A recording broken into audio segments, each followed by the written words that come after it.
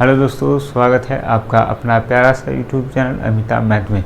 दोस्तों, आपको पता है कि आज हम क्या पढ़ने वाले हैं? लेखक और उनके पाठ, यानी पाठ, किस पाठ के लेखक कौन है और वो पाठ क्या है, यानी विधा है, विधा में क्या है, कहानी है, निबंध है, ये सब चीज़ आज हम डिस्कस करने वाले हैं। तो आप लोग आराम से बैठिए। एक ही वीडियो में आपको गद्य खंड का जितने भी चैप्टर हैं सब के पाठ और लेखक का नाम आपको आपके जुबान पे हो जाएगा। ठीक, इसके लिए ट्रिक है, आप हंस के आप याद कर लीजिएगा। और अगर आप आज याद कर लिए तो समझिए आपके एग्ज़ाम में यहाँ से 5 से 8 नंबर के प्रश्न बनते हैं। तो बस 10 से 15 मिनट का वीडियो है, आप अगर इसको देख लेते हैं तो आप आसानी से 5 से 8 नंबर ले आ सकते हैं हिंदी में। तो चलिए स्टार्ट करते हैं और ध्यान दीजिएगा कि हम इसको समझाने के, यानी ट्रिक का मतलब समझ रहे हैं ना, हम एक ट्रिक का यूज़ करेंगे।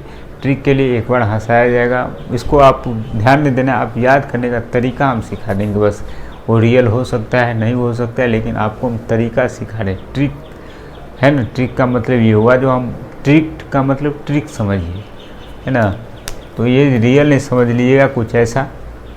तो चलिए, कुछ चीज़ रियल होते हैं, कुछ चीज़ों को हम बनाते हैं, ट्रिक बनाते हैं, ताकि याद रखने के लिए हम ट्रिक का यूज़ करेंगे। ठीक है, तो याद रखने के लिए ऐसा करते हैं। तो पहला देखिए, गद्य खंड लिए हैं, उसका विद्या, और उसके बाद लेखक। ठीक, चलिए पहला देखिए आप, पहला चैप्टर आपका है श्रम विभाजन और जाति प्रथा। श्रम विभाजन और जाति प्रथा। तो श्रम विभाजन और जाति प्रथा के लेखक कौन है बताइए? भीमराव अंबेडकर। कौन है दोस्तों? भीमराव अंबेडकर जी हैं, हमारे संविधान निर्माता। इसी को कहे जाते हैं, इन्हीं को कहा जाता है कि संविधान निर्माता भी इन्हीं को कहते हैं। तो देखिए, इसको याद करने का तरीका देखिए। श्रम का मतलब होता है परिश्रम। यहाँ पर श्रम का मतलब वो नहीं होता है जो शर्मा जाते हैं, वो श्रम नहीं है। यहाँ पर श्रम का मतलब होता है परिश्रम। परिश्रम करते हैं, परिश्रम का मतलब हुआ, परिश्रम कौन करते हैं जरा बताइए? परिश्रम जो है, मेहनत कौन करते हैं बताइए? तो भीम आदमी करते हैं। क्या करते, कौन करते हैं? भीम करते हैं। ऐसे भी नहीं पता कर सकते तो आप डॉक्टर भीमराव अंबेडकर के बारे में 2 लाइन जानते हैं? भीम मतलब, कहने का मतलब, श्रम का मतलब मेहनत, जाति का मतलब जाति का भेदभाव इनके अंदर नहीं था। इस सब चीज़ों को छोड़ के, जिनको खुद स्कूल में बैठने नहीं दिया जाता था, आप लोगों को पता होगा, नहीं तो इस चैप्टर में पढ़िएगा, आप अगर पढ़ाएंगे तो समझाएंगे आपको।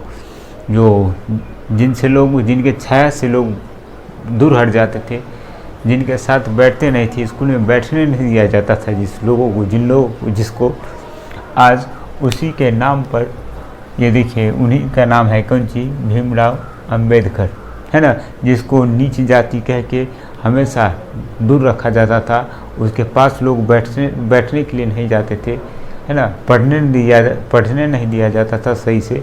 उनका नाम है, हमारे हैं वो भीमराव अंबेडकर जी, है ना। भीमराव अंबेडकर जी जो संविधान निर्माता भी इनको कहा जाता है। और एक दिन देखिए, अब यहाँ से देखिए, जब ये जो आदमी को कुछ नीच समझ रहे थे, आज उसी के नाम पर निबंध लिखते हैं लोग। अब क्या लिखते हैं? निबंध लिखते हैं उन्हीं के नाम पर। ठीक है, तो जिसको नीचे समझ रहे थे, आज उसी के नाम पर क्या लिखते हैं? निबंध। तो आप यहाँ से याद कीजिएगा, श्रम विभाजन के लेखक कौन है? तो भीमराव अंबेडकर जी हैं। ठीक है, और ये निचले जाति के थे, नीच जाति के, इसीलिए अब नीच जाति के थे, लेकिन काम कर रहे थे, ऐसा अपने काम के लिए जाने गए काम, तो इनके नाम पर अब क्या हो रहा है? अब निबंध लिखा रहा है, बताइए। ठीक है, अब अगला देखिए, विष के दांत के लेखक कौन है? नीलम बिलोचन शर्मा, नीलम बिलोचन शर्मा। और यह एक क्या है? कहानी है, नीलम बिलोचन शर्मा। आप देखिए, विष के दांत कहने का मतलब शर्मा जी है यहाँ, नीलम बिलोचन शर्मा। ये देखिए, शर्मा को याद रखिए, शर्मा जी, नीलम, और यहाँ विष के दांत कहने का मतलब ये हुआ, आपने शर्मा जी को देखा है?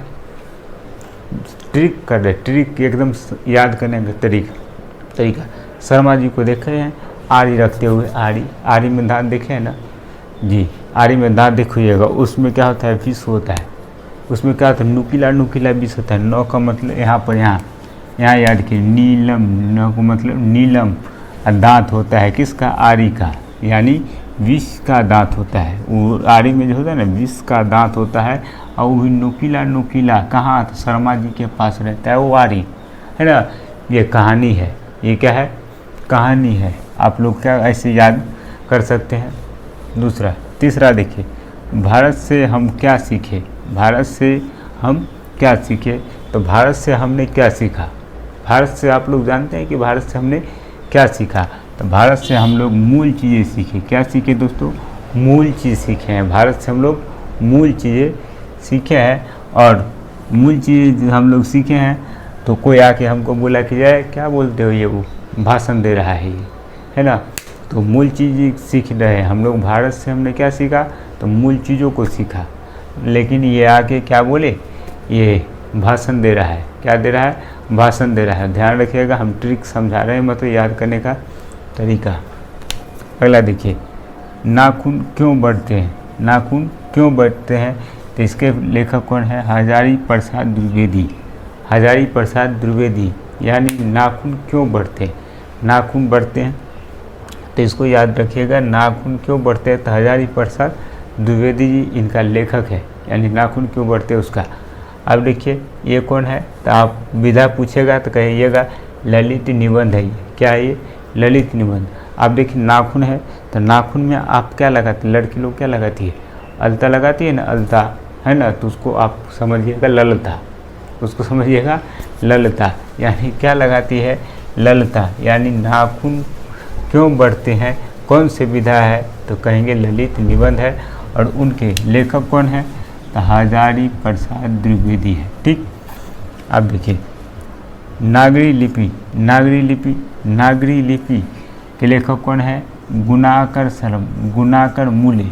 नागरी लिपि जिसका ट्रिक बनेगा हम आपको समझाएंगे, आने तो आप ध्यान देखिए, कहानी समझिए, आप याद कर लीजिएगा। देखिए नागरी लिपि कैसे होगा, तो गुणाकर मूल्य थे। कौन थे, गुणाकर मूल्य। नागरी लिपि के लेखक कौन थे, गुणाकर मूल्य। और उनका क्या था, ये निबंध था। क्या था, ये निबंध था। यानी लिपि है, इसका मतलब क्या हुआ, निबंध है। लिपि का मतलब निबंध। यहाँ पर कोई लिपि है ना, तो वो क्या है, एक प्रकार का निबंध है।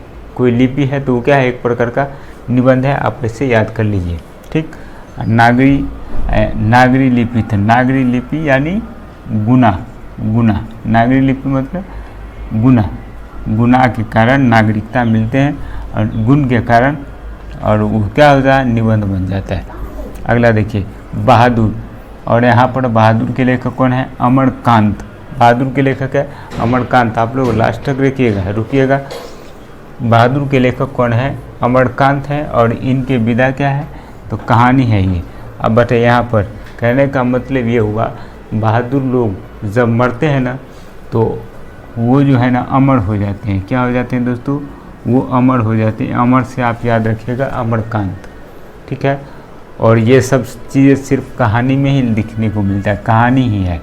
क्या है ये सिर्फ कहानी है। आप ऐसे याद कर लीजिए, बहादुर लोग जब मरते हैं तो क्या हो जाते हैं, अमर हो जाते हैं। ये सिर्फ कहानी है, तो इसीलिए क्या है, ये कहानी है। आपके एग्ज़ाम में पूछा जाएगा बहादुर पाठ कौन विधा है, मतलब कौन विधा है उसका। बहादुर पाठ का विधा कब क्या है, तो हम लोग क्या कहेंगे, कहानी है वो। अगला देखिए परंपरा का मूल्यांकन, यह कौन है, इसके लेखक कौन थे, रामविलास शर्मा। परंपरा आप लोग रामायण को पढ़े हैं, रामायण को देखे होइएगा। राम भगवान परंपरा को मानते थे खूब। वही बात है जो आप परंपरा को मानते हैं। परंपरा को कौन मानते थे, राम भगवान मानते थे। राम भगवान कौन मानते थे, राम। यानी परंपरा को मानने वाले कौन थे, तो राम थे। और राम से आप याद कर लीजिएगा रामविलास शर्मा, है ना। तो परंपरा का मूल्यांकन कौन करते थे, तो रामविलास शर्मा। उसके बाद वह एक क्या था, निबंध था। है ना, राम जी जो कर रहे थे उस पर क्या करते थे, निबंध लिखते थे, तो निबंध हो गया। अगला देखिए, जीत जीत में निखरता हूँ। जीत जीत में क्या करता हूँ, निखरता हुआ। जीत जीत, जीत जीत का मतलब हुआ कौन चीज़, जीतेगा कौन, जीत जीत, जीतेगा कौन, तो आप कहिएगा महाराज जीतते हैं। कौन जीतते हैं, महाराज जीतते हैं, है ना। ऐसा हमने साक्षात देखा है, अपने आंखों से देखा है ना, महाराज जीतते हैं। तो आप यहाँ से याद रखिएगा, जीत जीत, जीत तो कौन है, तो महाराज, यानी जीत जीत में निखरता हूँ, इसका लेखक कौन है, तो महाराज यानी पंडित बिरजू महाराज। ठीक है, और इसको हमने अपने आंखों से साक्षात देखा है, तो साक्षात्कार है, यानी इसकी इनकी विधा क्या है, साक्षात्कार है। आप देखिए, आवनियो,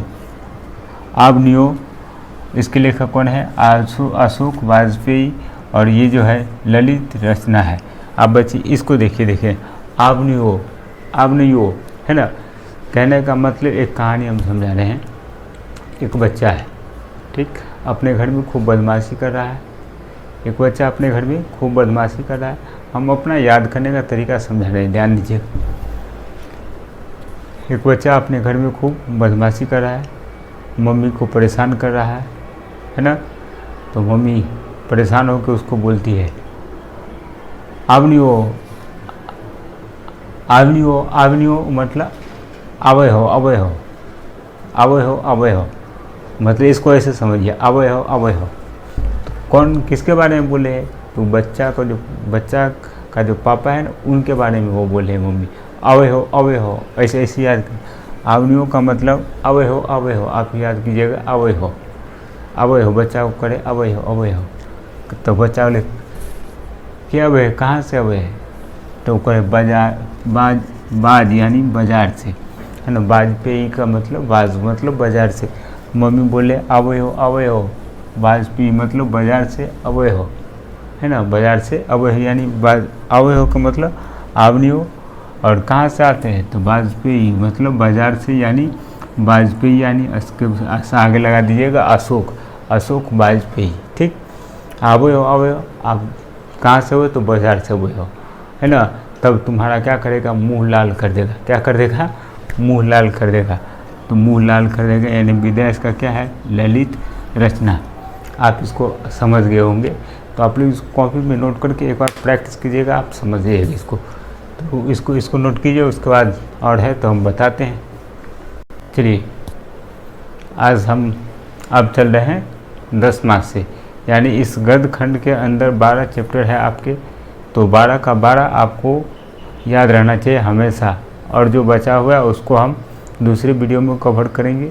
और इसको आप लोग आराम से सुनिएगा, जितना भी बताया उसको आराम से समझिएगा, है ना। बस इतना ध्यान रखिएगा कि हम एक ट्रिक बना रहे हैं, मतलब ट्रिक के माध्यम से, कहानी के माध्यम से हम आपको सिखाना चाहते हैं, ताकि आपसे क्वेश्चन बोर्ड एग्जाम में न छूट जाए, है ना, इसके लिए।